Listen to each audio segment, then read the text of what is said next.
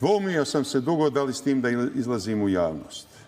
Međutim, kad sam čuo da su generala Božidara Delića, nemoj da plačeš, Budijaka. Pogodi me kad tako pričaš. Budijaka. Da su ga predložili za potpredsjednika Narodne skupštine. Hteo bi da se osvrnem i na ovo što se oko tebe dešava.